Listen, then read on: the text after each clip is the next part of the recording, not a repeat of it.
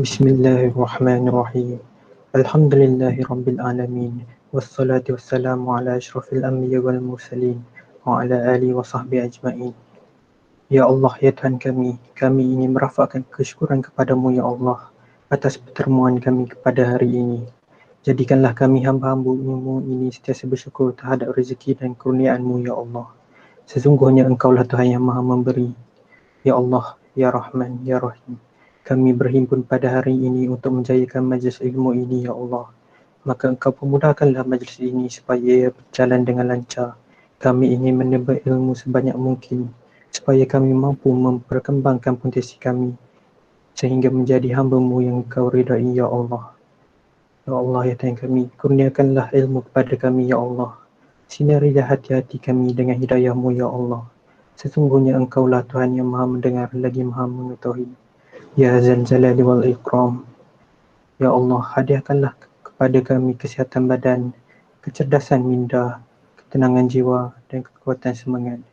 Kami mohon kepadamu ya Allah, bantulah kami dalam menghadapi segala cabaran. Rabbana atina fid dunya hasanah wa fil akhirati hasanah wa qina azabannar. Sallallahu ala sayyidina Muhammad wa ala alihi wa sahbihi wasallam. Walhamdulillahi rabbil alamin. Amin amin ya rabbal alamin. Thank you. Amin, amin, ya Rabbal Alamin. Thank you, Brother Latif, for the beautiful dua recitation just now. May our ceremony today will be blessed. To officiate our event today, I invite our honorable guest, Brother Alif Amirul bin Muhammad Asmadi, the President of GX Association of IUM Kuantan, to deliver his opening speech. With all due respect, please welcome. Assalamualaikum warahmatullahi wabarakatuh. I am Muhammad Alif Amirul bin Muhammad Asmadi, the President of the Tumor Association and Program Manager of Facts About Cancer, and the topic for this morning is Protein Biomarker for Early Detection of Cancer. Since today is the last program of the Kuliah Halal Health Science Cancer Awareness Program, I would like to say gratitude, Alhamdulillah, all praise Allah, because He is the one that allow us to organize the program and to open your heart to join us. I would like also to say thank you to Dr. Armania because she had accepted our offer to become an honorable speaker of this talk. I am quite sure Dr. Armania is capable to share her knowledge about this topic. So we pray to Allah, may Allah reward her for all the knowledge that Dr. Amania will share with us, and the knowledge will be beneficial to us. Next, I would like to say thank you to Dr. Radia for helping us a lot and supporting us. Dr. Radia was the one who comes out with an idea for the GX Association to organize this program. I would like also to say thank you to all committees. You guys have with me from before we send the proposal until right now. Then of course, I would like to appreciate and say thank you to all participants that have to join us, whether you have joined us from last week or this is the first time. I and my team hope when we organize this program is that this program about cancer to you all. So I think that's all from me. And lastly, I would like to share that Dr. Raja sends her regards to our speaker, Dr. Armania, and to all participants. I think that's all from me, and enjoy this talk. Wish that Assalamualaikum and thank you. Waalaikumsalam. Thank you, Brother Alif, for the speech just now.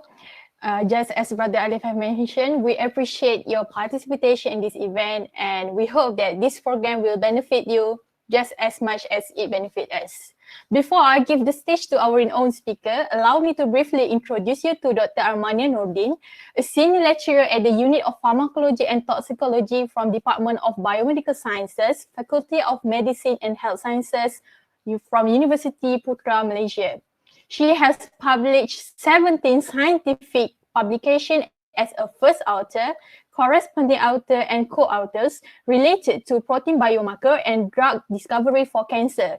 Indeed, her remarkable achievement and experiences over the year make her the most suited speaker for our talk today, entitled Protein Biomarker for Early Detection of Cancer. With utmost pleasure, please welcome Dr. Armania to give a talk on this topic. Okay, thank you so much. Assalamualaikum and a very good morning to everyone. Can you listen to my voice? Waalaikumsalam. Clear, Doctor? Clear. Okay, thank you so much. Thank you, Fatin, for the lovely introductions. Okay, so I think without further ado, I will share my screen, my slide, to allow me to do that.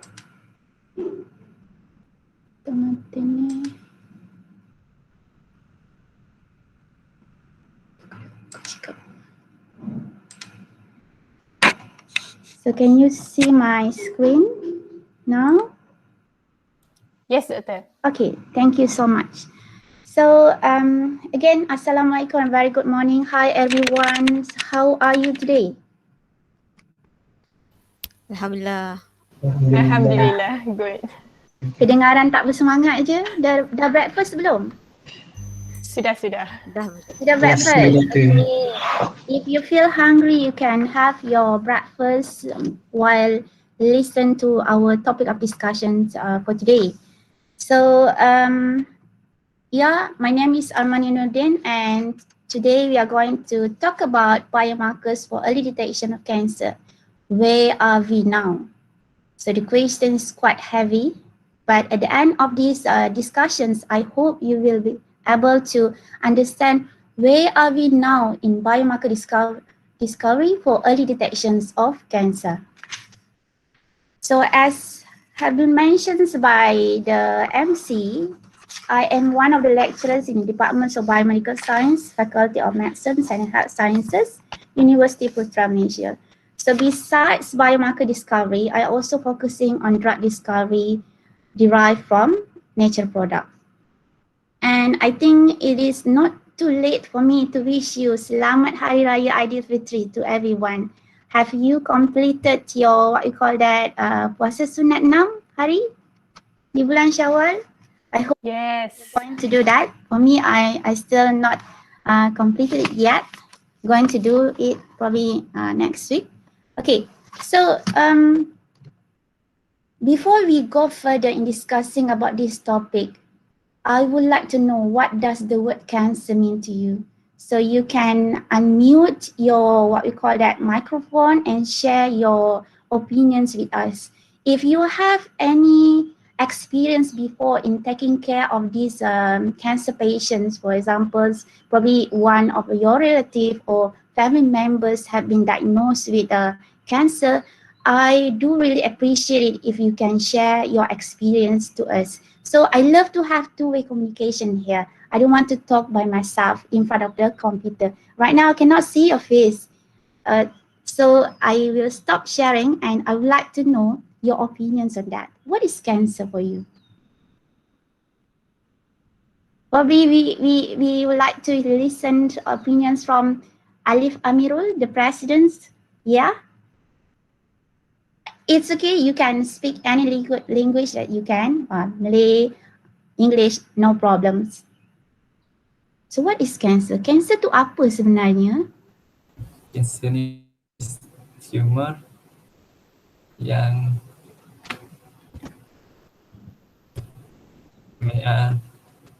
Sudah speaker tanya soalan pula. yang melibat dalam What is cancer for you? When you listen to the word of cancer, what the first thing that came into your mind? Apa dia? satu penyakit yang kronik. Satu penyakit kronik. How about Latif Nafandi? Thank you for your doa recitations. I feel calm today. Okay. Okay. Cancer is a tumor product from uncontrolled cell proliferation. Uncontrolled cell population, abnormal cells. Okay. How about Fatin Adriana? Aha, MC pun kena. I will talk about cancer in for a caretaker view because I have a long family history of cancer patients, Okay, but not in the close family, but Okay, this is extended what one. I want to listen. Okay, can you share experience? Basically, when I was 12, I think cancer is a very painful disease. So because my late grandfather experienced intestine cancer and passed away when I was 12. My paternal grandfather passed away when I was 15 for throat cancer. My paternal aunt also passed away when I was 17 due to breast cancer. So what can I say is cancer is a painful disease because I have grown up watching them undergo the kind of treatment and the painful experience of just being a survivor. Yeah, thank you so much Fatin Adriana, Amirul, Nopandi, Latif Nopandi. So any other opinions, any other thought that you would like to voice out? I'm giving you opportunity to talk here, not only for Fatin Adriana as an MC, but everybody have the chances to speak up whatever inside their mind regarding the cancer. So anybody have experience before taking care of the cancer patient? No, only Fatin Adriana. So thank you so much, Fatin Adriana. But do not to worry about that because, yeah, genetic do have like high risk for the cancer to be developed in that particular persons. But if you can avoid other risk factor, so it will be okay for you. So avoid yourself of risky risk factor that contribute to the formations of the cancer. Okay, so please eat healthy diet, exercise regularly, avoid obesity. Do that. Okay, because you have those genetic factors for cancer inside your family members already. Okay, but do not worry because everybody can have those cancer right now because we have so many factors that can contribute, environmental factors, diet and everything. Okay, without further ado, I continue back to my slide.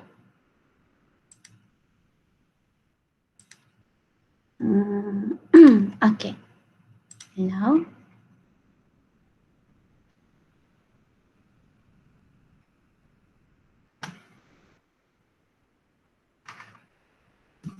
sometimes the computer become hang just like inside our body. Okay, doesn't want to move. Capture teman ini. Okay, so show point absent. Okay, so thank you so much for those that already voiced out their opinions. I do appreciate that. So before we go further in discussing about this cancer, let me share with you or recap that. I'm pretty sure that you already know about all of these things. So what is normal cells? So as you know, our body are made up from billions of cells. There are many different kind of cells in our body, and these cells are specifically doing different type of jobs function. And for example, here we have what we call here melanocyte. So these melanocytes are cells that located in the epidermis layer of our skin. So these melanocyte functions to produce what we call that melanin in order to protect our skin from the UV ray. So these melanin, the one that make your skin look fascinating. Okay, so another examples is muscle cells. So muscle cells can be divided into cardiac, skeletal, smooth muscle, and these muscle cells are located in different part of in our body. And we do have also stem cells. So these stem cells can differentiated to many different type of cells. So seolah-olah macam induk kepada semua cells. And one of the most fascinating thing inside this inside of our body, so these cells completed the task without requiring us to turn on the switch button. Can you? Okay, sorry about that. So these cells in your body specifically do different types of job, and they are complete the task without requiring us to turn on the switch button. So just imagine if we need to, for example, to switch on the turn button for your heart to start pumping the blood. And then suddenly one day you forgot to switch it on. So you will stop breathing immediately. But this is not happens in your body. Your body functions is automatically without need for us to turn on the switch button. So which of the favor of your Lord would you deny? Maka nikmat Tuhanmu yang manakah yang kamu dustakan? And that's why, so if you are feeling really mentally exhausted, feeling discouraged, demotivated, at least try to remember that how hard your cells in your body is working together to make sure that you are breathing every day. And at least remember that and continue feeling motivated. But if you're not really up to that level, just seek for help. Ask somebody to give some advice to you so that you will feel okay with your life. Or go and see the counselor.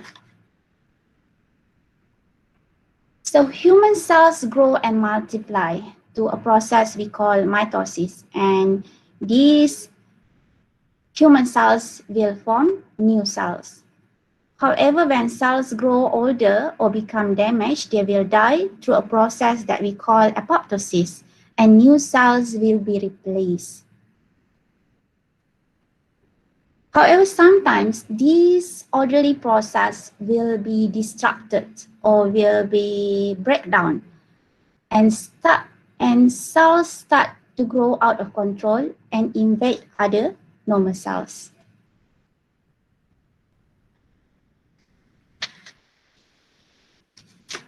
So in the case of normal cells, if there is unfixable DNA damage, they will automatically undergo apoptosis. But in the case of cancer cells, if there is unfixable DNA damage, the cells continue growth. The cells still continually dividing. And these cancer cells progressions can start almost anywhere in the human body. So there are differences between cancer cells and normal cells. So cancer cells grow without need for the signals such as protein to tell them to grow or to ask them to stop dividing. So cancer cells quite stubborn. They ignore all the signals. They will do whatever they want according to what their thinks is okay. So these cancer cells ignore signals that normally tell them to stop dividing or die, and they tend to invade other part of cancer patient body. And one of the most fascinating functions or characteristic of these cancer cells that these cancer cells can direct the formations of angiogenesis or the formations of blood vessels, so that these blood vessels will be formed towards the cancer cells. And these blood vessels will supply all the needed nutrients for the cancer cells to grow. So they are capable of doing or build up their own, what we call that MRT inside the cancer patient body. And these cancer cells also can hide from the immune system. So the immune system normally will eliminate those damaged cells in our body. But in the cancer patients, usually these cancer cells will manipulate the immune system so that the immune system will help them to growth and not attack them anymore. Okay. So although these cells are specifically designed to do different type of job, they do have a similar basic structure. So all cells have nucleus. So the nucleus, the one that control and regulate the activities of the cells. So cancers start to develop in the nucleus.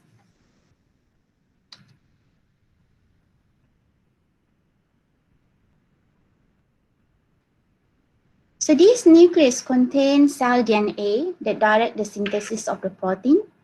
So in the nucleus, we have a chromosome, and this chromosome is a straight-like structure made up of DNA.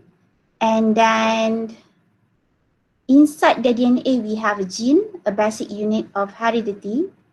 And then this gene makes sure that cell grows and make copies in an orderly and controlled way. So these genes are the one that decide what kind of cells that going to be produced, what the cells are going to do, when to divide and when to die. So genes are like the instruction manuals inside our body. Sometimes the gene sequence is changed, and in some part of the sequence of the instruction manual, some page may be missing, some page may be too many copies of pages, and sometimes the pages are not in a orderly sequence. So do genes. Sometimes these genes are missing too many copies of genes, or genes are in the wrong sequence. So these changes we call gene mutations. So gene mutations is a permanent alteration in the DNA sequence that make up a genes. So when mutation happens, the cells may start making too many proteins that trigger a cell to divide, or cells stop making protein that normally tell a cell to stop dividing, or this cell probably produce abnormal protein that work differently from the normal protein. So sometimes this orderly process being disturbed or break down. So cell probably can grow out of control and invade other normal cells. So for examples, in a normal cells, if there is unfixable DNA damage, these cells will automatically undergo apoptosis. But in the case of cancer cells, if there is unfixable DNA damage, the cell keep continuously dividing and growth. So they ignore all those signals. So these cancer cells can start almost anywhere in the human body. So they can form tumor anywhere in our body because we do have billions of cells in our body. So the difference between normal cells and cancer cells, these cancer cells can grow with the absence of signals. The signals is from the protein, so they do not need a signal to tell them to grow, the signals to tell them to die. They are used to not listen to any other signals. They are mute themselves. They don't want to listen to the instructions. They do whatever they want to do. So that's cancer cells. It sounds familiar for those the stubborn person, isn't it? So these cancer cells also can invade other normal cells. So they can move around inside the cancer patient body from one part to another part. Dia berjalan-jalan. But normal cells will not do that. When they encounter any other cells inside our body, normal cells usually will stop growing. Dia tak akan tolak kawan dia. Dia akan duduk kat situ je. And these cells, normal cells will not will not move around. Tiba-tiba kita nampak, alamak, cells daripada brain ada dekat dalam perut. Itu takkan jadi dalam case normal cells. Sebab dia tak akan bergerak, dia akan static dekat situ je. Dia ikut arahan. Listen to the instructions by the signals. And one of the most fascinating characteristic of this cancer cell is the ability to form angiogenesis. Okay? What is angiogenesis? Is the ability to form blood vessel inside the cancer patient body. So this cancer cell can form the MRT. Dia boleh buat laluan blood vessel sendiri dalam badan pesakit kanser. So these blood vessels will deliver all those nutrients that cancer cell need to grow. Hebat kan cancer cells? They boleh build up their own MRT in the cancer patient body. And then this cancer cell also can hide from the immune system. Selalunya immune system ni akan attack any foreign materials in our body. For example, all those viruses, or if the cells not in a good conditions, they will start eat them and then undergo apoptosis, isn't it? That's what our immune system do. But these cancer cells, what they do, they can manipulate those immune system, so this immune system will not attack them. Bijak tak bijak cancer cell ni, kan? So, how does cancer develop? So all those these cells in our body are specifically designed to do different types of function, different type of job. They do have a similar basic structure, iaitu semua sel ada nucleus, isn't it? Every cell have nucleus, and inside the nucleus ada DNA. So these nucleus control and regulate the activities of the cells and carry the genes, and that's why cancer can start to develop in the nucleus. Okay, that's the informations that you should remember. Where did the cancer start develop? Inside the nucleus, inside our nucleus, inside the nucleus of the cells. So these nucleus contain the cell DNA, and inside DNA, they are contain, so nucleus consists of chromosome made up from thousands of genes, and a chromosome is a thread-like structure made up from DNA. So these genes are the basic unit of heredity in the sequence of DNA. So just imagine that these genes will make sure that cell growth and make copies, ask them to reproduce in orderly and controlled way. So genes are just like the instruction manuals in our body. So sometimes the genes change because those dividing process, mitosis, happens many times repeatedly in our body. So sometimes these process can be disrupted.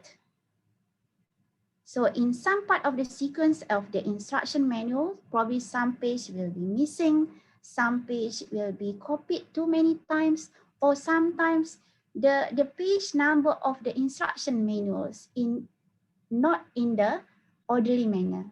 So this also happen in genes, the gene sequence. Sometimes some part of the gene sequence is missing, too many copies of genes, and genes are in the wrong sequence. So that's what we call gene mutations.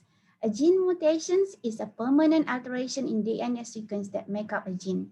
So what happens if there is a mutation happens in a gene? So the cells probably start making too many proteins that trigger the cell to start divide. Okay, banyak sekali cell divide, produce more. And sometimes these cells will stop making protein that tell the cells to stop dividing. And then sometimes these cells also produce abnormal protein that will be function differently from the normal protein. So that's what happens when genes mutation happens in our body. Okay. However, if the mutations happen one time, that will not produce cancer cell formations. But these gene mutation need to be happen repeatedly in our body so many times, took so many years to do that. And gene mutation can build up in cell in the body over time. So cells with too many genes mutations may stop working normally, grow out of control, and become cancerous. Okay. So what are examples of gene mutations or gene that link to cancer development? One of it, there are two types of genes. One is the tumor suppressor genes and the another one is oncogene. So tumor suppressor genes or TSG is a good genes. So these genes normally will slow down cell divisions, repair all those DNA mistakes, or tell the cells when to die.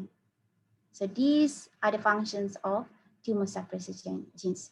But once mutation happens in the body, the tumor suppressor genes will not functioning. So the cells will grow uncontrollably. So meaning that the TSG now start to inactivate.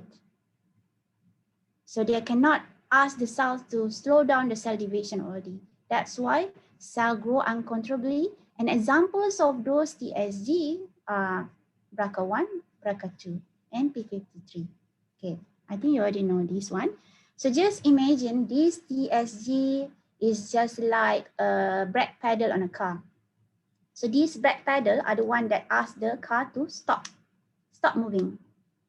But once it's not functioning, the car will accelerate faster, isn't it? Because we cannot control it anymore. So that's what happened in cancerous cells. Another one is oncogene. So this oncogene is a bad genes. So in our body, we have proto-oncogenes. So proto-oncogenes are the one that normally ask the cells to grow. So we do have those proto-oncogenes in our body. However, once this proto-oncogene get mutated, they will change to oncogene. So the cells will grow out of control, which lead to cancer formation. So example of it are RAS, HER2, and cyclin D. So this oncogene is just like accelerator. This will make the car move faster forward. Okay. So the imbalance between these oncogene and tumor suppressor genes in the cancer patient body will lead to the cancer development. For example, here, if the TSG is inactivated, the good genes, the expression is lower, and there is increased expression levels of the oncogene, or the oncogene become activated or mutated, so cancer cells will be formed in the cancer patient body. So to compare between what we call that cancer cells and also normal cells, we can have analogy here. Like, for example, Mr. Suzuki is a good driver, while Mr. Honda is bad driver. Why I choose Honda and Suzuki? Do not ask that. Okay. So what happens? Usually good driver, selalunya pemandu yang berhemah ni, dia akan bersabar, responsible, kan? And follow traffic rules. Dia bagi signals bila nak membelok, and then consider to others, follow the speed limit, tak over the limit masa memandu, and then always concentrate. But in other way around, this bad driver usually not patient, irresponsible, tak nak tengok, tak nak ikut traffic rules, regulations, langgar lampu merah, exceed speed limit, aggressive sometimes. Yeah, I do see some of them, make me quite scared when I drive. And they don't like to use turn signal, tak suka. So sounds familiar, right? The characteristic. So this good driver is equal to normal cell. Follow the orders. This bad driver is equal to cancer cells. Okay, if this bad driver, if only one of them in our community, it's okay. But if there are many of them in our community, then it will be troublesome for us. Same thing with cancer cells. Bila dah ada banyak dalam badan, then the symptoms will start to be appear.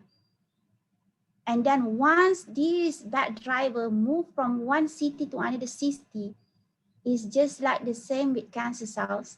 They spread to other different part of the body, then it will become disaster. Okay, so that's the analogy.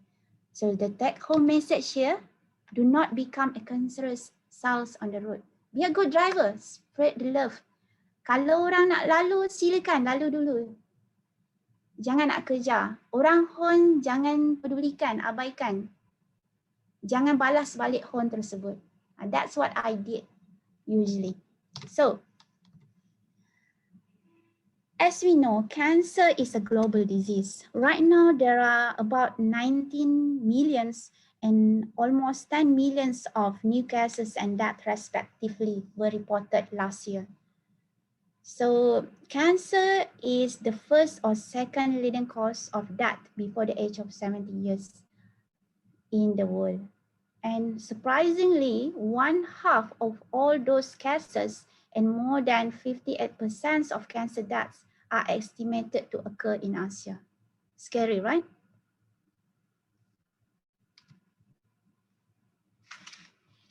So how about cancer cases in our country? Kita suka tengok perbandingan cancer statistik ni. So as we can see here, last year, we have around 48,000 of new cancer cases reported. Banyak kan? And then around almost 30,000 of cancer deaths were reported last year.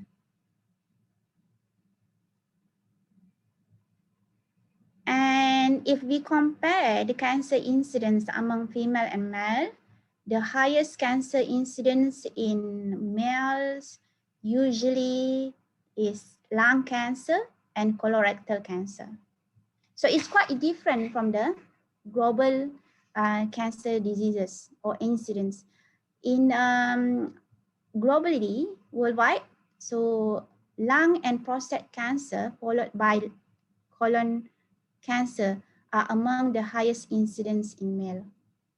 While in female, breast and colon cancer are among the highest incidence. So in Malaysia, quite different a little bit, whereby lung and then followed by colon cancer and then followed by prostate cancer in males.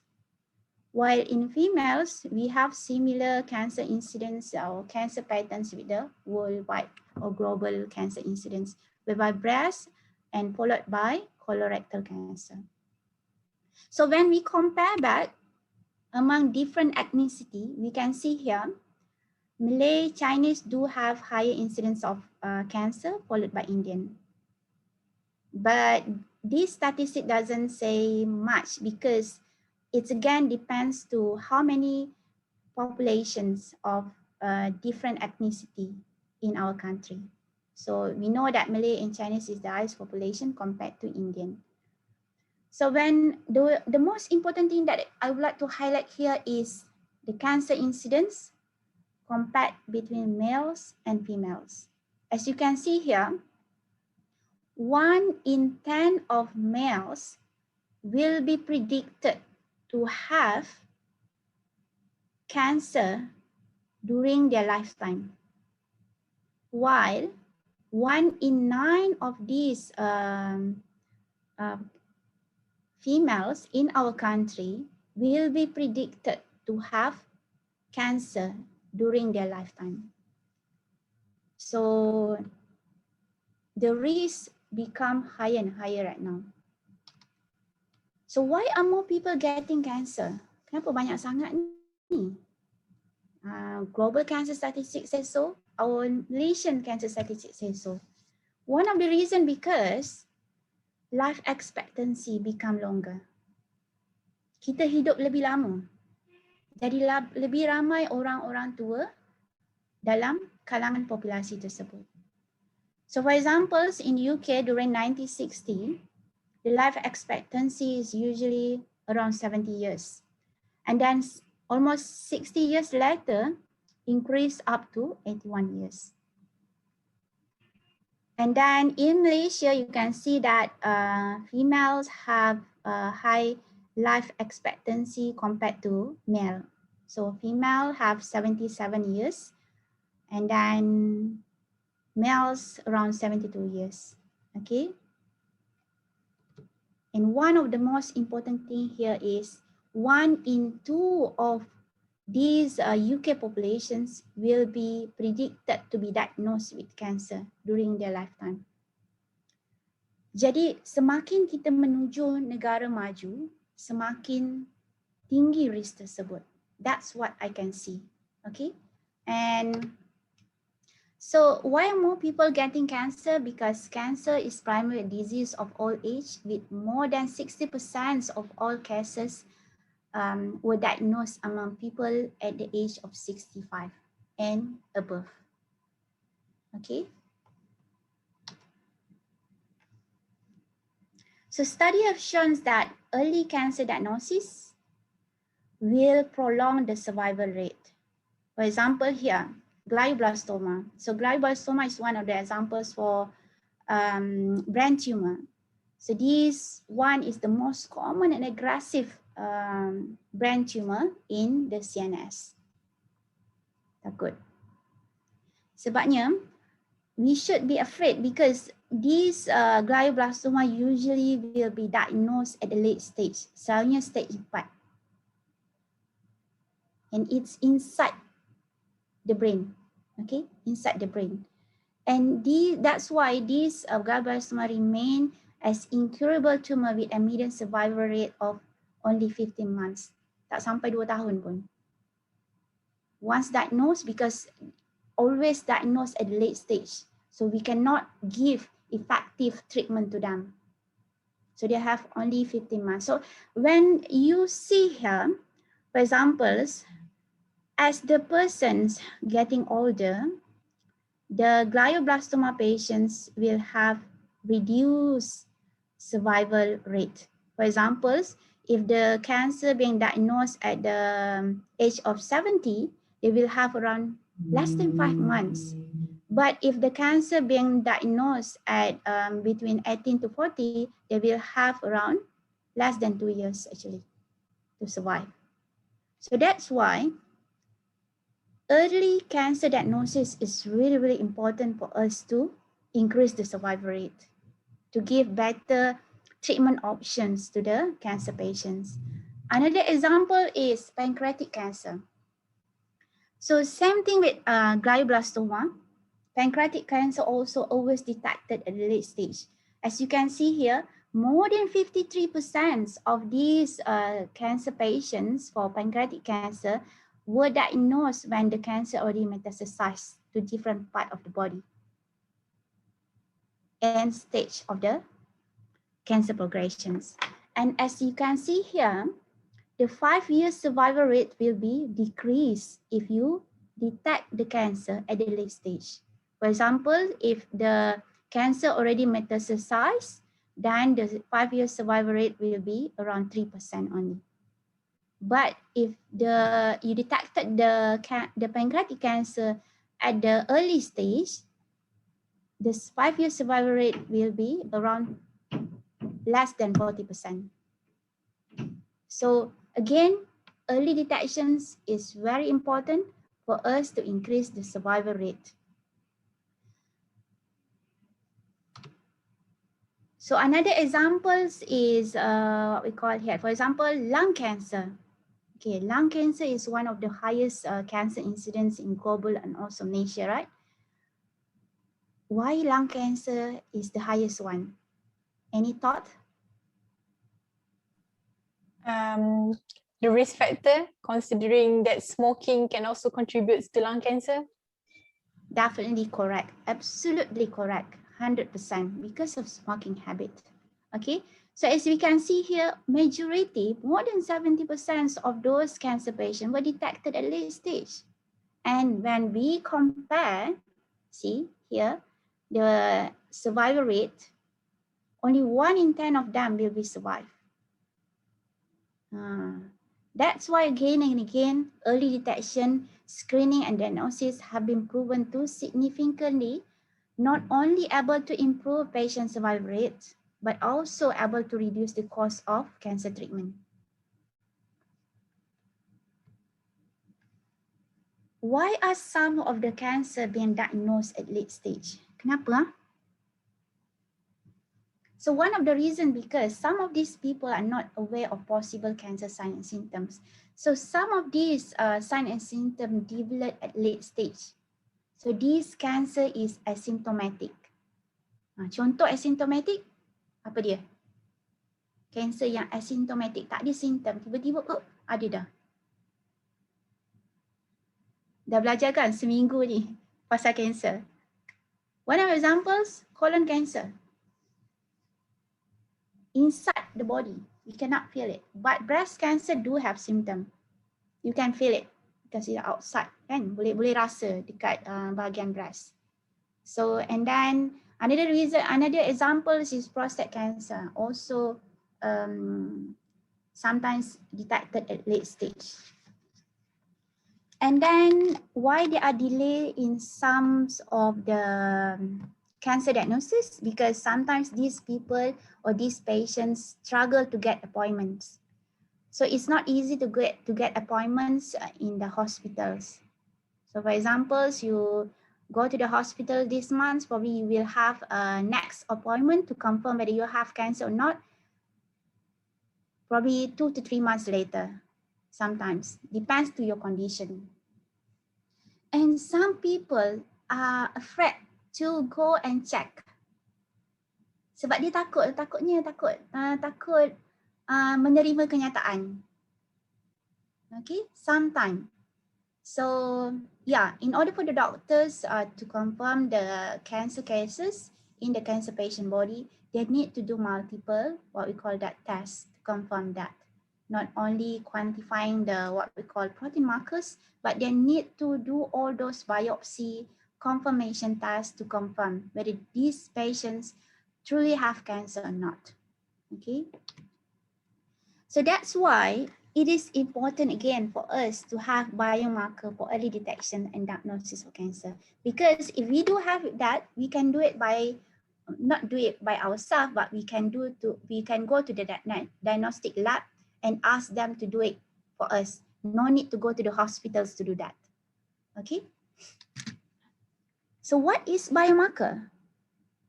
Sudah. Tanya lagi.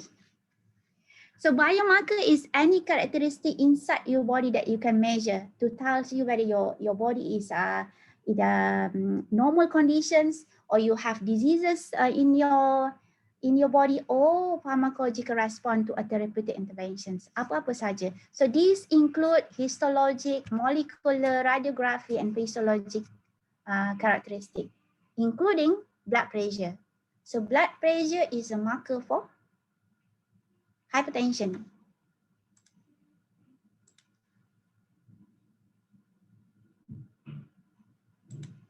Okay, so biomarker in cancer includes DNA, RNA, metabolites, and also proteins. So my study focusing on protein biomarkers for early detection and diagnosis of cancer.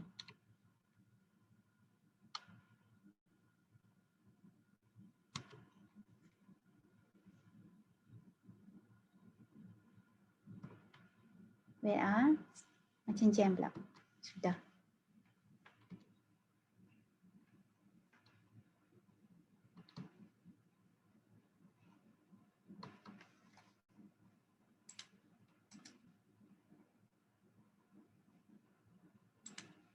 Okay. Can you see this slide? Types of biomarker. Yes. Okay. So there are different types of biomarker. Ada diagnostic, prognostic, monitoring, response, risk, safety, and predictive. So diagnostic biomarker is the one that confirm the presence of disease or medical condition. So these diagnostic biomarker are the one that tells you what type of cancer inside the cancer patient, bukan inside you, inside of the cancer patient. Okay, and then prognostic biomarkers is biomarkers that used to identify the probability of developing clinical events, for example, death, disease progressions, or recurrence. So these prognostic biomarker are the one that will tell the cancer patient whether the cancer recurrence happened there inside their body or not after the surgical removals, and what is the survival rate of the cancer.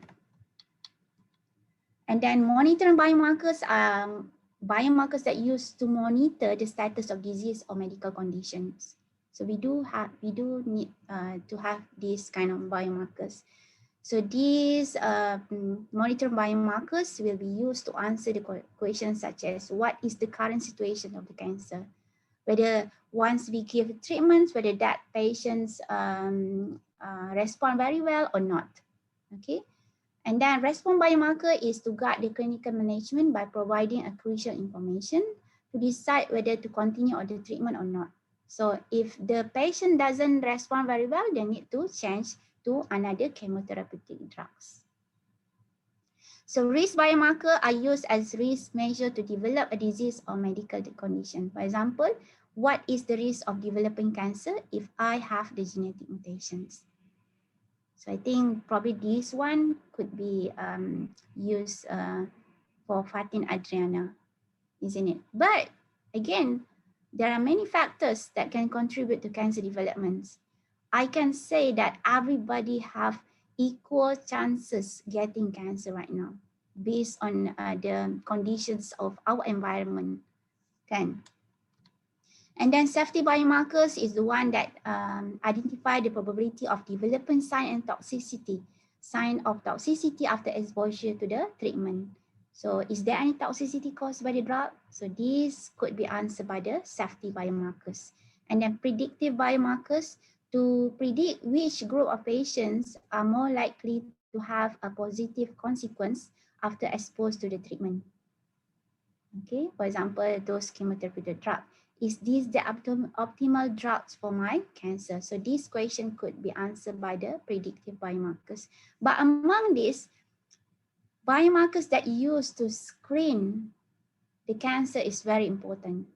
So this will facilitate the diagnostic procedure for the cancer in the cancer patients.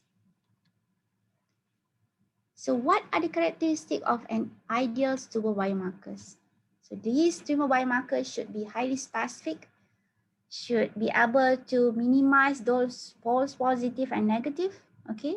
Because if you use that markers and that markers doesn't have very good sensitivities, and then it cannot tell you anything. It cannot tell you whether you have cancer or not. So it must have highly specificity and also sensitivity.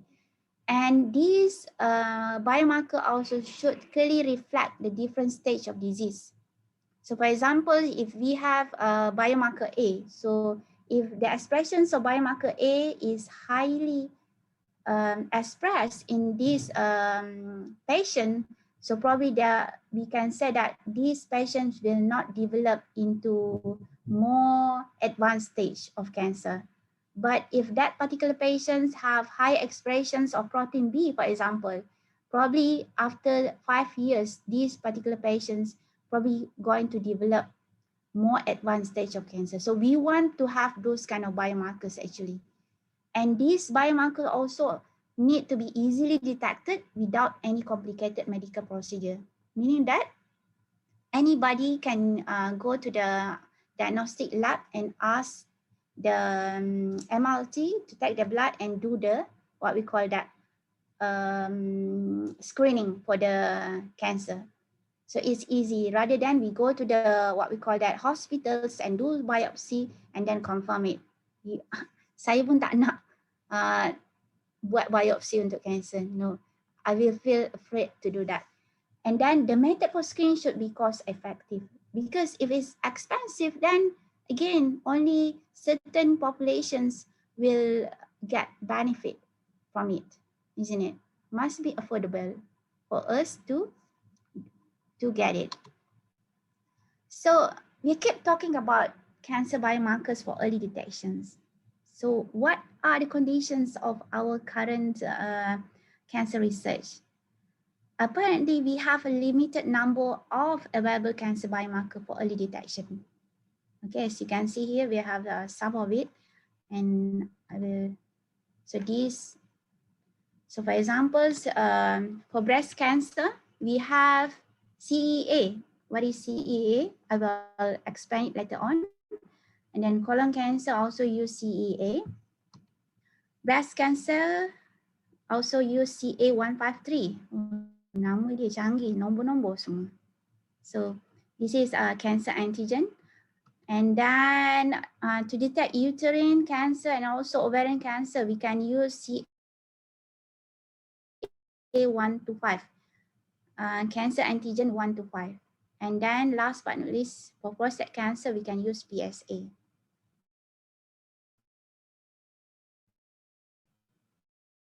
We have screening marker to detect the presence of prostate cancer at the early stage sebenarnya, but it's not that really sensitive, as you can see here. For example, sensitivity for the CEA in the breast cancer to vary from 30 to 50%.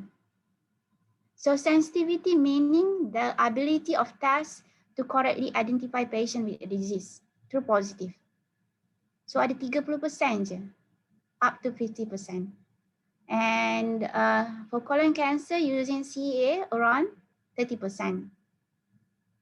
Meaning that these markers not only expressed in cancer cells, but also in other benign tumor or other clinical conditions, but not in normal cells, not in healthy individual. So specificity meaning the ability of a test to correctly identify people without the disease. So as you can see here, this marker having more than, I think, 70% of specificity, meaning that this marker will not be highly detected in normal individual. That's the comparison between sensitivity and specificity. So examples of tumor markers in health screening package, we do have that. And I usually do this annually.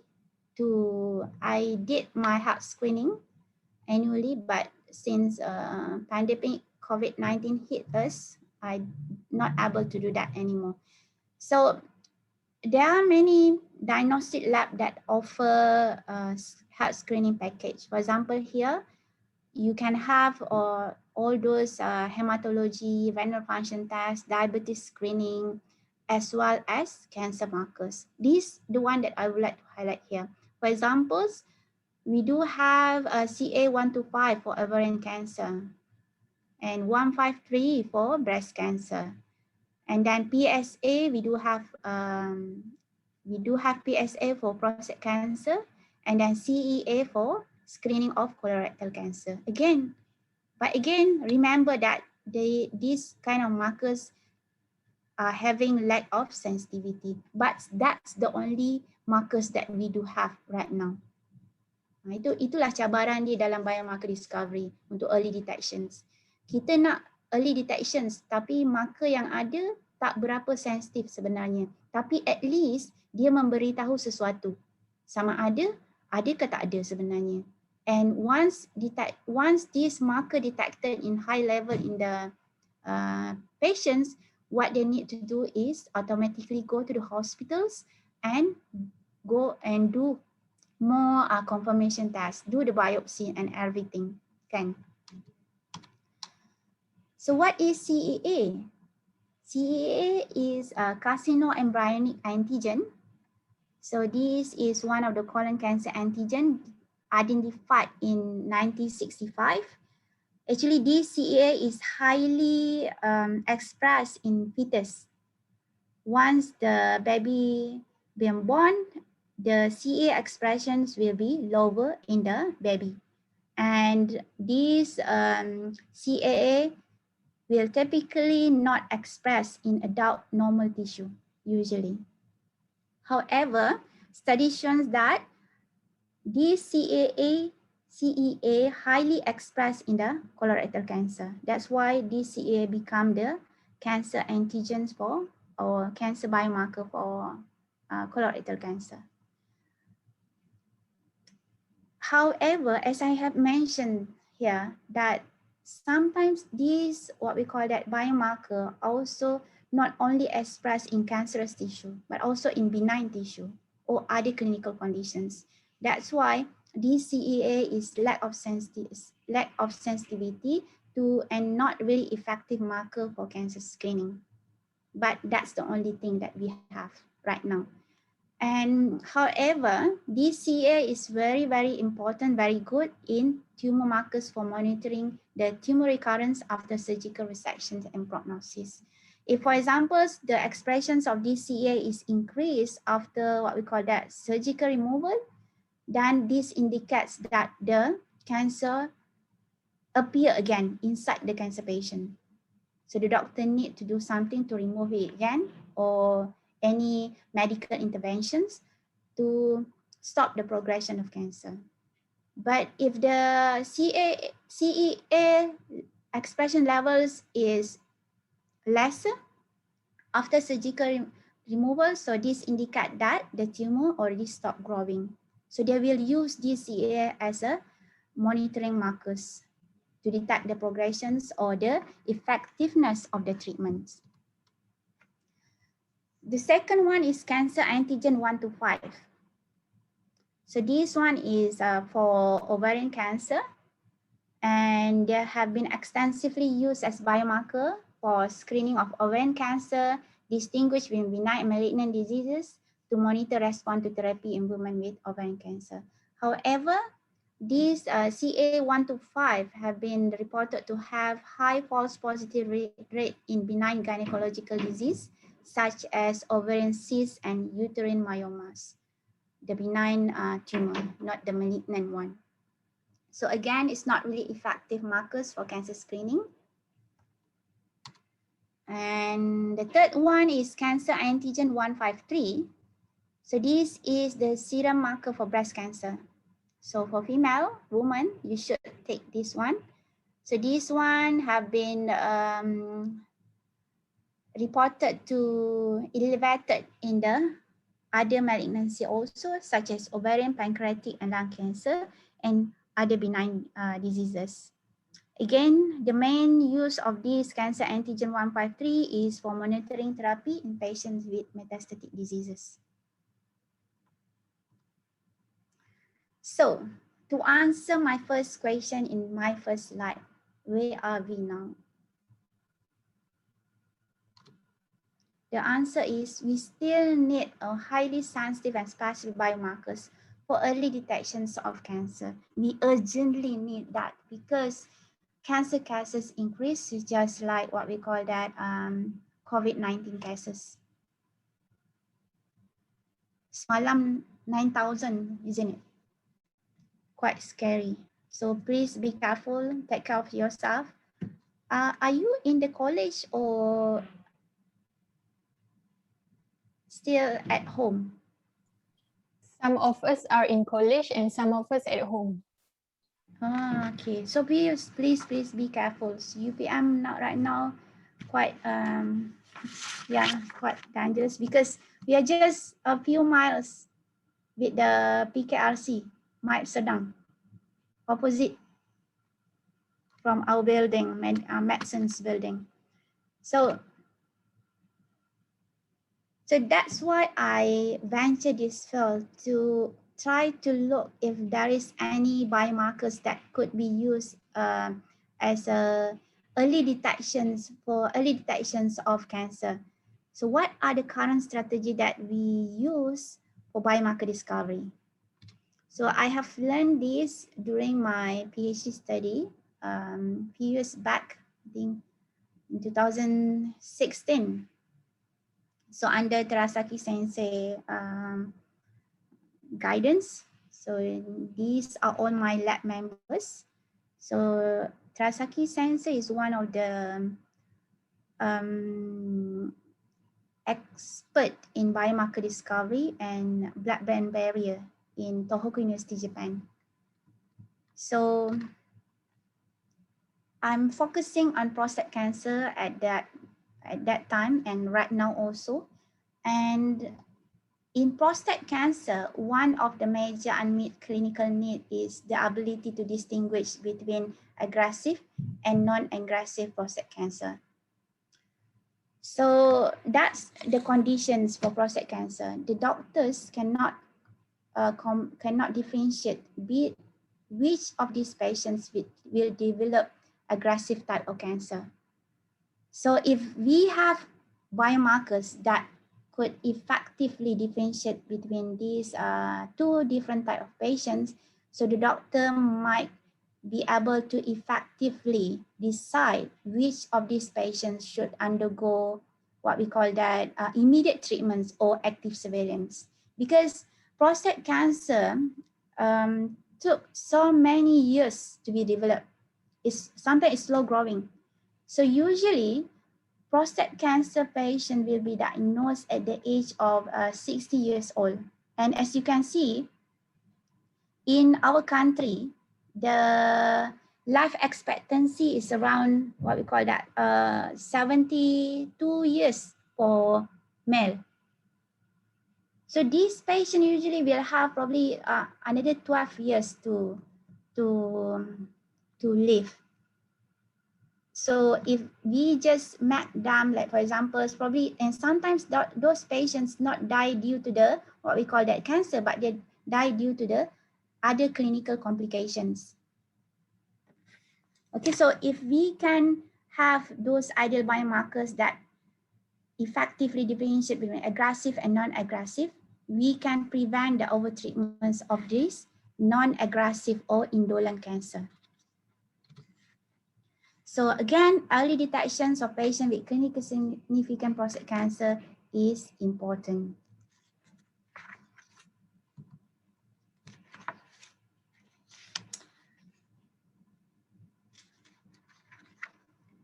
So for examples, which of these men predicted to have potentially aggressive and lethal prostate cancer? In prostate cancer, 1 in 7 of these men will be predicted to have, will be predicted to have or progress to metastatic disease. So prostate cancer can metastasize to brain, bone, and also lymph node. But majority of them will progress to bone metastasize. And half of these men can usually will have a slow growing cancer for the rest of their life and do not need any further medical interventions usually. Okay, because they only have around less than 20 years to live, probably. And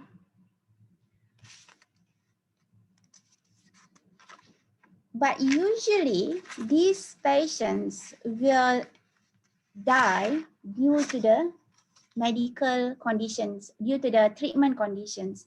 So majority of these patients can live with this cancer for the rest of their life without encounter any cancer-related what we call that complications. But they encounter complication due to the treatment, bukan sebab cancer tapi sebab treatment. We introduce treatment such as urinary incontinence, asyik nak terkencing je. So this make them, their life become difficult and miserable. So again, we need an ideal biomarkers to that able to identify which of these patients will have low risk and high risk. So if we know this, we can immediately give treatments to those high risk patients and stop the progressions of the cancer. So at the present moment, PSA or prostate-specific antigen is the only available screening markers to detect the presence of prostate cancer in the patients.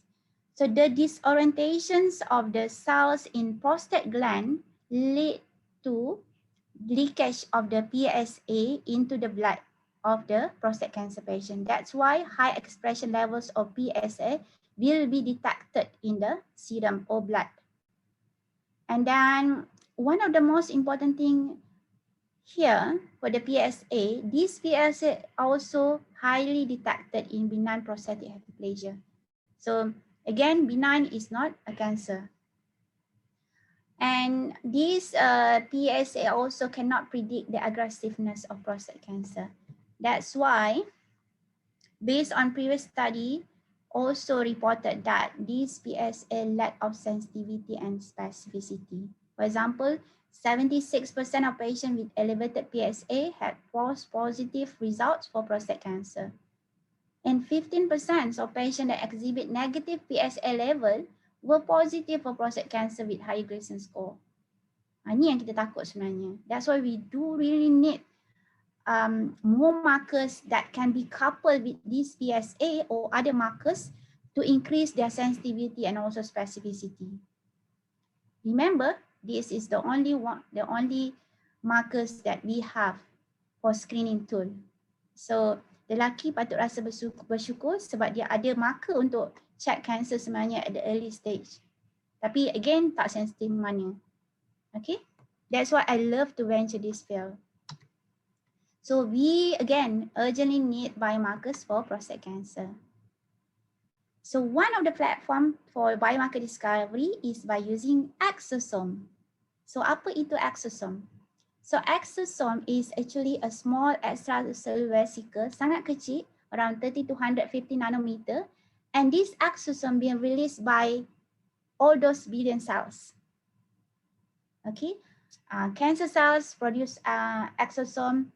Normal cells also produce exosomes. They secrete this exosome. So originally, this exosome were viewed as a garbage bag ataupun lori sampah that allows cells to remove all those unwanted protein inside the cells.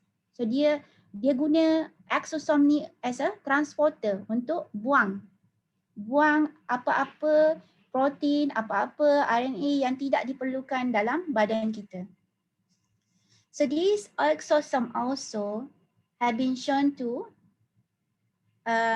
however, there are many fascinating discovery related to exosome. One of it is the ability of this exosome to transfer, for example, protein RNA from one cells to another cells and allow cell-cell communications. Dia bukan setakat bawa sahaja dan keluarkan, tapi dia boleh bawa keluar all those unwanted protein or RNA from the cells outside from the cells and then go back to another cells, taken by another cells. So that's why this exosome involved in cell-cell communications. So since tumor exosome can reflect the tumor protein content, so exosome can become an attractive source for this biomarker discovery. That's why we use exosome to identify is there any protein from the cancer cells that being capsulated inside the exosome that we can use to detect the presence of cancer. That's how. So these exosomes are formed through multiple endocytosis process that initiated at the plasma membrane. Kat sini. So what happened was these exosomes were packed in microvesicle and then they fuse with the plasma membrane and release the exosome into the extracellular space. That's why we can detect this exosome in biological fluid. Contoh, dalam darah, dalam urine, dalam breast milk, susu badan and everything. That's why we can use it as a biomarker. And then, as I have mentioned that This vesicle carries cell-specific cargo of protein, lipid, and genetic materials, and can be selectively taken by the recipient cells here. And then the exosome inside the recipient cells will release their content and allow cell-cell communication. So since these exosomes are capable of transferring their content to other cells, the exosomes are hypothesized to be able to alter the tumor microenvironment and establish pre-metastatic stage at the other cells. Okay. So the question here for biomarker discovery scientists, is there any ideal protein biomarkers in the exosome that could be used to predict the aggressiveness of prostate cancer? That's why we want to use this exosome. So we collect the exosome, and then what we do, we try to quantify if there is any, or screen if there is any protein that highly expressed in this exosome derived from the cancer cells compared to normal cells. And then use that as a biomarker to predict the aggressiveness of prostate cancer. That's what we want to do. So the take-home message here, to live or to avoid cancer, avoid risky behavior, as I have mentioned, avoid smoking, seek treatment early, do yearly medical checkup. You can include all those what we call that protein markers for cancer screening in your yearly medical checkup. And last but not least, practicing a healthy lifestyle. So eat healthy diet, exercise regularly, and if you have money later on, you can donate to cancer research. So I'm promoting 10,000 step challenge to make sure that everybody is healthy at home or in your college or at your room. So this is an example of it, because we cannot do exercise outside. So we can do step challenge, and then yeah, you can do it among your friends and do those exercise in your house. So tidaklah Allah menurunkan satu penyakit pun kecuali Dia turunkan pula ubatnya. So this is the thing that we need to remember as a scientist. That's why we need to keep motivate ourselves to keep doing research. So I think most of you not yet doing your FYP, right? Belum lagi. No, some of us are currently doing the FYP. So keep doing that. Like if you perform your FYP, perform your research, put 100% of your effort there, because you are dealing with something that probably you will be able to find some new knowledge that nobody knows yet. Yeah, and you contribute to the developments of the cancer treatments or cancer detection. Kan, you are the right persons that everybody biomedical student here, right? Not all of us. Not all of you. Okay, so no problems. If you have those capability, do it with full of your heart. So yeah, as acknowledgements, I would like to acknowledge all those biomarker research team. To do research, awak kena collaborate.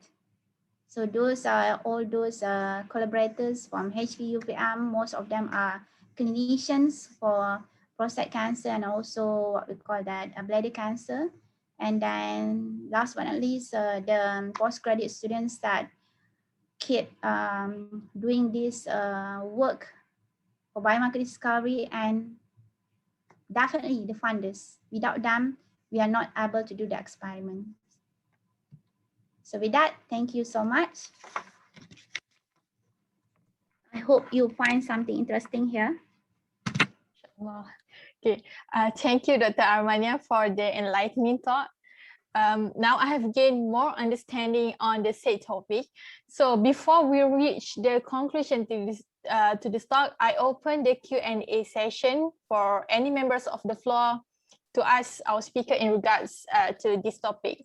You can open your microphones or drop your questions in the chat box. And please introduce your name and course briefly. Thank you. Yeah, and if you can, please turn on your camera so that I can see your face. Comel semuanya, tapi tak nak tunjuk muka.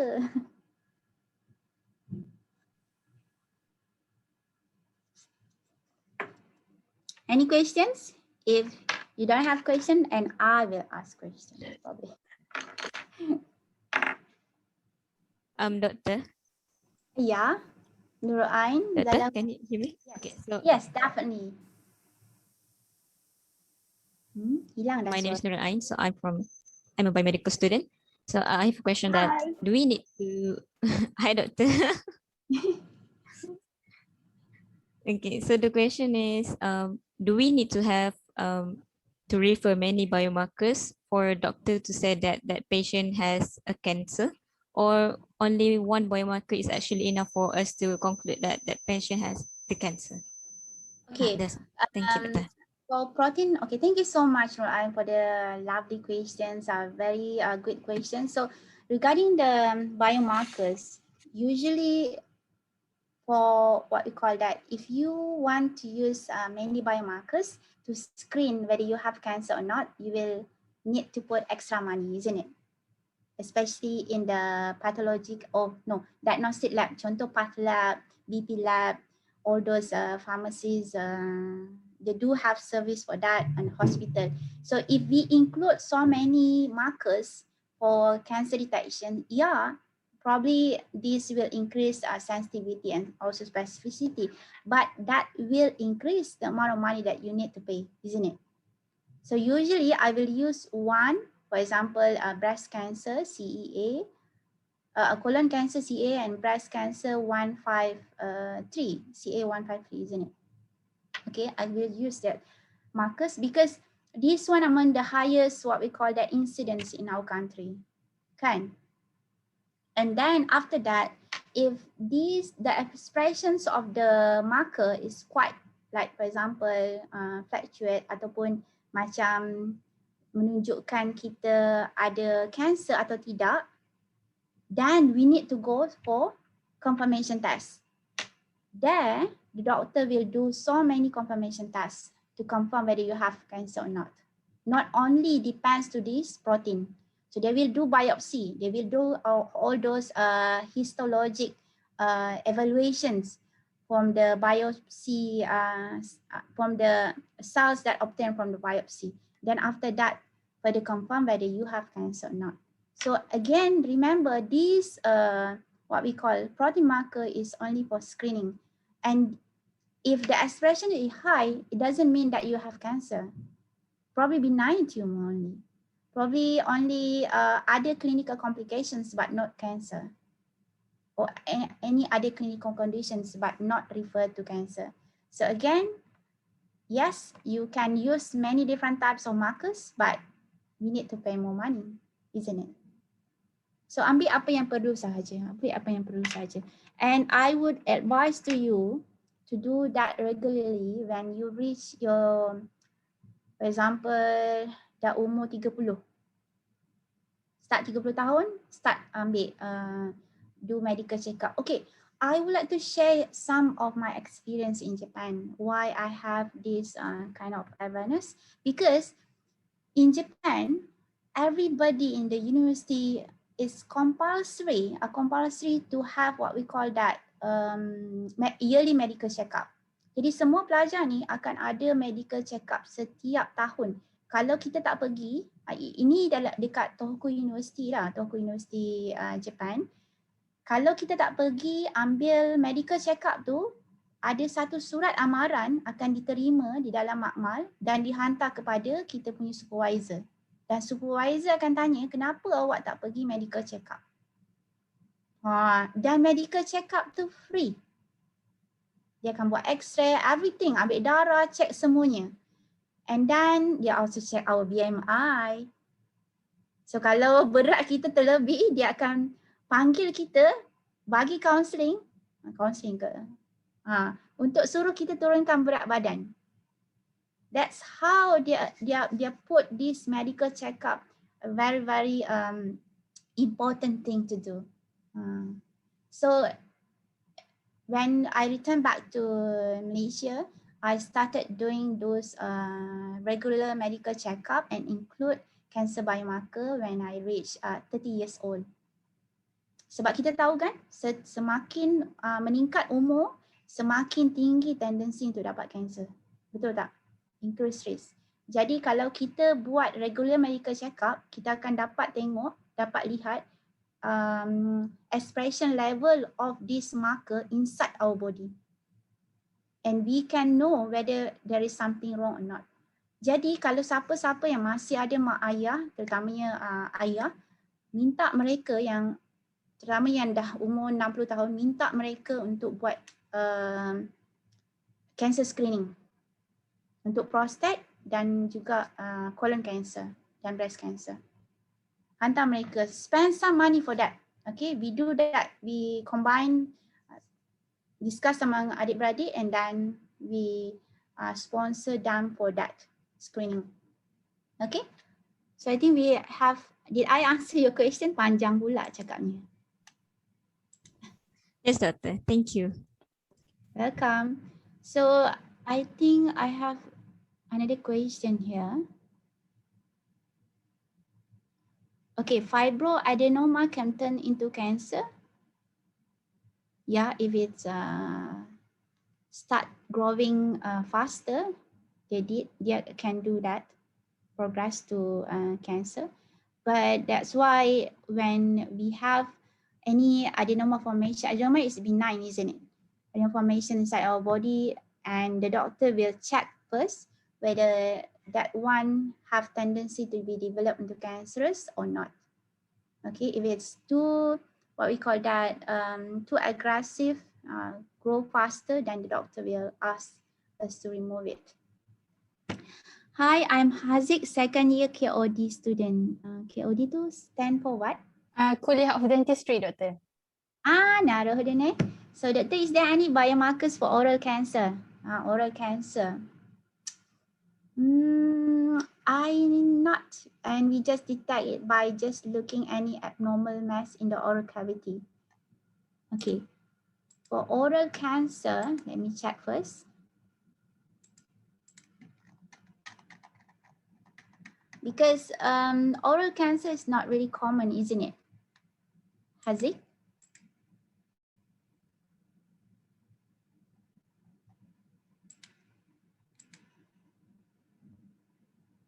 At the present moment, unfortunately, we don't have it yet, but if, yeah, according to the list, we don't have it yet, unfortunately, but yeah, we still can, that's why we need to do further research, different types of cancer, so that we will add more, what we call that, more numbers of biomarkers in the list. Assalamualaikum, Doctor. I'm Fatin Alia, a plant science student. Interesting. Doctor, in your opinion, how its application of nanotechnology can help in protein biomarker detection? Interesting. Nanotechnology in detecting can help in protein biomarker detections. I didn't encounter any paper yet because probably I didn't read it. Okay, related to the applications of nanotechnology in protein biomarker detections. But in cancer treatment, yes, our group did use this nanotechnology to enhance the sensitivity of drug uptake in the cancer cells. We do use it, and that project actually currently being conducted. We try to formulate the mitomycin C into what we call that nano formulations to increase the bioavailability of the cancer treatments, bioavailability of the drug for the cancer treatments. Okay, so yeah. we can do that. So mitomycin C is drug that used to treat bladder cancer.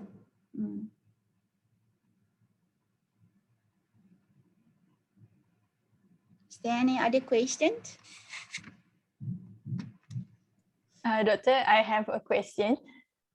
Boleh. Okay.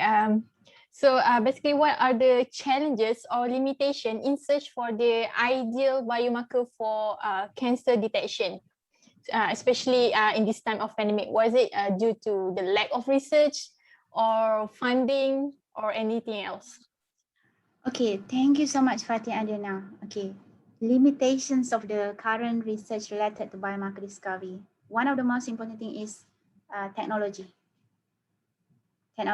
So when I did my study in Japan, we used this what we call nano LCMS to detect the expression levels of protein in the samples. But when I returned back to Malaysia, it's quite difficult to find LCMS that basically prepared for the protein study or protein analysis. So we collaborate with other university, but we do have, but kena cari. That's one thing. And biomarker discovery need large of funding. But Alhamdulillah, we do receive quite large amount of money from KPT, FRGS, from Magna Cancer Research, and then from UPM also. But we still need some more money to do that. And then, but yeah, kalau tak ada cabaran tu bukan research namanya kan. And that's also, and another thing with biomarker discovery, because this protein usually expressed at low level in our body. So if you try to withdraw blood from your body, then you will see there are many different types of protein inside this small amount of blood or serum. And the expression levels of this protein biomarker usually at low level. But if it's not really highly expressed, doesn't mean that that protein is not a good biomarkers. So that's why we need a very high technology, a very sensitive methods to detect the expression of these biomarkers. So we use LCMS to do that. Sebab LCMS boleh detect for the nano LCMS up to I think pentamol or picomol, not microgram, okay? More lower than that. But we need a very optimized method to get rid all those abundant protein inside the samples. Then we are able to discover these tiny molecules that basically suitable for the use for biomarker. Okay. So I think that's among the limitations that I have encountered during these 5 years doing this research. Tapi banyak lagi sebenarnya yang boleh dibuat dan perlu dilakukan. Okay. Okay, Doctor. So we have one last question.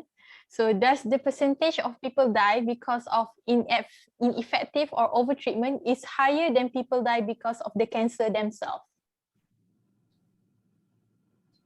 Definitely it's higher because of cancer. It's like because of cancer. But yeah, we don't want people to die. So we need to tackle all this problem, kan? Kita tak nak biar orang mati. Sama juga dalam kes COVID. Kita tak nak, kalau boleh kita tak nak ada pesakit yang terkena COVID untuk mati ataupun meninggal. Kan? So we need to, that's why it is important to do research again and again to avoid those things. Tapi bila difikirkan balik kan sebenarnya, saya sendiri berfikir, kita sebenarnya dalam dunia ni hanya tempat untuk kita diuji. Tapi kita cuba untuk hidup sihat semua, untuk hidup lebih lama. Tapi kita kena ingat mati itu adalah pasti. Tapi kalau kita fikirkan mati tu ada pasti, kadang-kadang kita fikir ini for those that having a mental issue, right? Depression, everything. They sometimes think that they want to end their life. Kan? Padahal cancer patient tu kalau boleh dia nak hidup lebih lama. Dia nak hidup lebih lama. Jadi yeah, if you have those kind of problem, please find some way to motivate yourself. Okay? And if you want to talk to me about this, because I also involved in research related to mental illness. Sebab tu saya sangat suka bila first thing in my lecture I will ask, are you okay now? Are you ada masalah? Siapa rasa stress? Boleh cerita. Hanya borak-borak santai. So yeah. Indeed, doctor, because previously we have a sharing session with cancer survivor, and one of them quotes that the treatment is worse than the cancer itself. So I think that's why the question arises. Okay. So to conclude, we can say that we urgently need to identify the highly specific and sensitive biomarkers for early detection of cancer in order to introduce the appropriate medical intervention at early stage to inhibit the cancer from developing to the late stage where the medical intervention is limited. So it is hoped that this talk has brought forth additional knowledge on protein biomarkers for early detection of cancer and even pique everyone's interest in this field, inshallah. So before we end this event, I invite all of you to open your camera for the photography session. I will now give the stage to Pak Pro unit to handle the session. Thank you. Okay, can I have 2 minutes? Yeah. Oh, you have feedback forms. Actually, I also have feedback form because I want to receive those comments, how to, because I love to share with the students, but sometimes you need feedback to improve all this or those delivery. Okay, so I will share again. Can you fill up, what do you call that? Yeah, help me fill up this feedback form so that I will immediately tag your comments into consideration, definitely. Okay, so you can scan the QR code there and fill out it first, probably take 5 minutes. Sorry, Fatin. It's okay, Doctor. I disturbed lah. But I'm not a cancerous cells, okay?